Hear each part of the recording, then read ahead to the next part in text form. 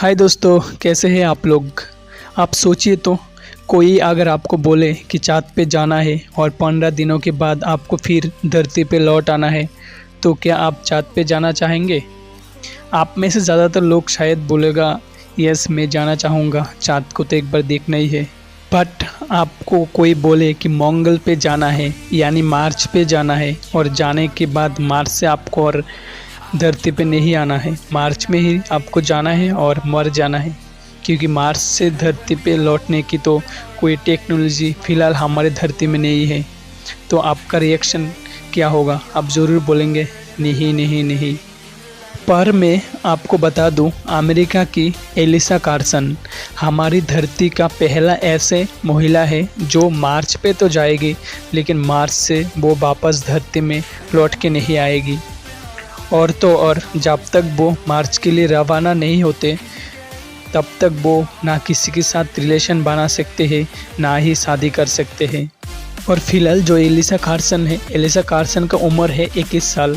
NASA का योजना है जैसे चाँद पर पहला कदम पुरुष ने रखा था, ऐसे ही मार्च पे पहला कदम कोई महिला रखेगी।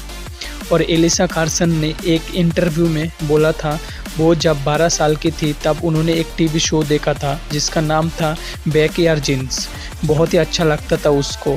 उसी टीवी शो में कई सारे यात्रियों को मार्च पे जाता हुआ दिखाया जा रहा था, और उन्हीं यांत्रिक यात्रियों से इंस्पायर होकर एलिसा ने डिसाइड किया कि वो एक न एक दिन ज़रूर मार्च पे जाएगा और हम जैसा इंसानों के लिए कुर्बानी देगा।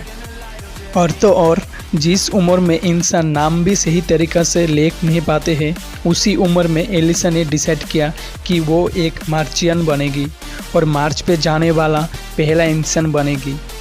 एलिसा की इस बड़ी की मिशन की शुरुआत सिर्फ 3 साल की उम्र में ही हो गई थी, क्योंकि उसके माता पिता भी चाहते थे कि उनकी बेटी बड़े होकर एस्ट्रोनॉट बने। इसलिए उसके माता पिता ने एलिसा को बचपन से ही रॉकेट, स्टार, प्लेनेट की तस्वीर दिखाया करते थे और उनकी रूम को भी स्टार और प्लेनेट से सजा दिया करते थे, ताकि उनकी बेटी के अंदर स्टार और प्लेनेट के बारे में जानने की जिज्ञासा और ज़्यादा बढ़े। और तो और 8 साल की उम्र में ही उनके फादर ने उनकी बेटी को एक टेलीस्कोप गिफ्ट किया, ताकि उनकी बेटी प्लेनेट और स्टार को और करीब से देख पाए और उस प्लेनेट और स्टार के अंदर होने वाले हलचल को अच्छी तरह से समझ पाए। और एलिसा उसके पिता के साथ बैठकर उस कार्टून को भी देखा करते थे, और उस कार्टून पर कई सारी एस्ट्रोनॉट की कहानी दिखाया करती थी।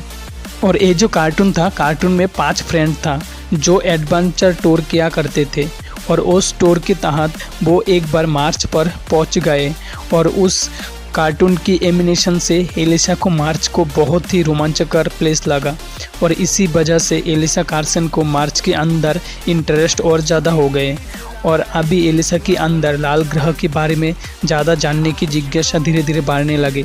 और एलिसा ने 12 साल की उम्र में ही नासा की तीनों स्पेस कैंप को अटेंड करके इतिहास रच दिया, क्योंकि एलिसा से पहले तीनों स्पेस कैंप अटेंड करने का मौका किसी की भी बच्चे को नहीं मिला था।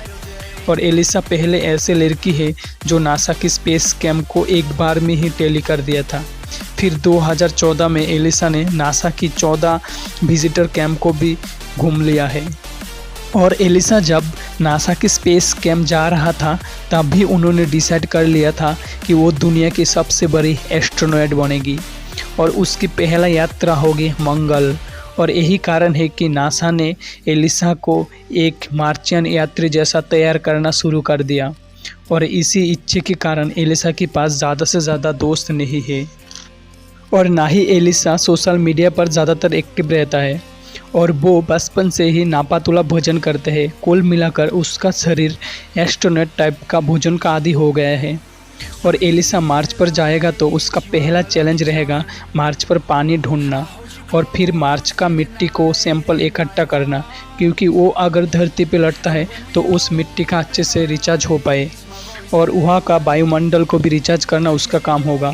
उसके बाद मंगल पर जीव का खोज करना भी उसका ही काम होगा। मतलब एलिसा का काम है मंगल पे जाकर मंगल ग्रह के बारे में फुल डाटा नासा को भेजना। भले ही एलिसा को मंगल ग्रह पे सक्सेस मिले या ना मिले, पर दुनिया सादा एलिसा के लिए हृदयवान रहेगी।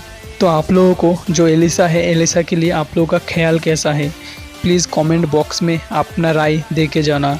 और अगर आप लोग मेरे चैनल पे नया है तो प्लीज़ मेरे चैनल को भी सब्सक्राइब करके जाना, क्योंकि ऐसे ही यूनिक वीडियो में लाता रहता हूँ आप लोगों के लिए। तो चलो आज के लिए बाय।